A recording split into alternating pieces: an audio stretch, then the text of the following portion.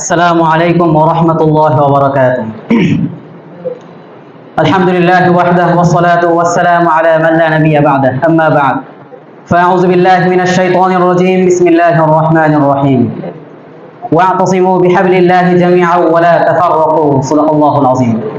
قال رسول الله صلى الله عليه وسلم: من يعش منكم من بعدي فسيرى اختلافا كثيرا فعليكم بسنتي وسنة الخلفاء الراشدين المهديين أو كما قال عليه الصلاة والسلام. অধ্যকার আল্লাহর ছাত্র পাঠাগার কর্তৃক আয়োজিত আজকের এই সিরাত সেমিনারের সম্মানিত সভাপতি, দক্ষ বিচারক, সুদক্ষ পরিচালক ও আমার সামনে উপস্থিত বাংলার দূর দূরান্ত থেকে আগত এক ঝাঁক এলএলবি পাশটি ছাত্র ভাইরা, সকলকে জানাই আমার পক্ষ থেকে আন্তরিক শুভেচ্ছা ও অভিনন্দন। আজকে আমার আলোচ্য বিষয় হচ্ছে বর্তমান প্রেক্ষাপটে উলামায়ে কেরামের ঐক্য, প্রয়োজনীয়তা ও বাস্তবতা। আল্লাহ চাইতে ঐক্য বিষয়ে সামান্য আলোকপাত করার চেষ্টা করব। ওমা তাওফীক ইল্লা বিল্লাহ। মুহতারাম হাজিরিন, ইসলামের সূচনা লগ্ন থেকেই ইসলাম ও মুসলমান চিরশত্রু ছিল কুফরি শক্তি।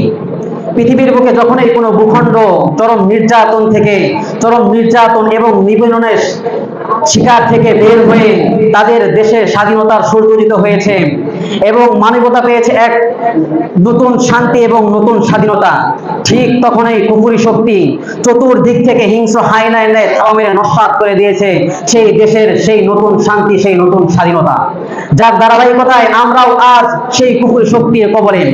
কেননা মুহতারাম হাজিরিন, স্বৈরাচারী সরকারের পতনে আমরাও পেয়েছি এক স্বাধীন ভূখণ্ড।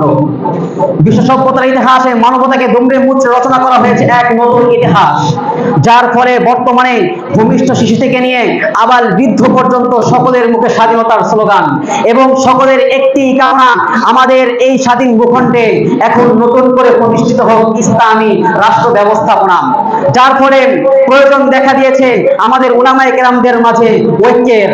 কেননা মুহতারাম হাজিরিন, যদি আমরা বর্তমান আমাদের এই স্বাধীনতার ভূমিকার দিকে লক্ষ্য করি তাহলে দেখতে পাই বৈষম্য বিরোধী ছাত্র আন্দোলনের সেই ঐক্যতা।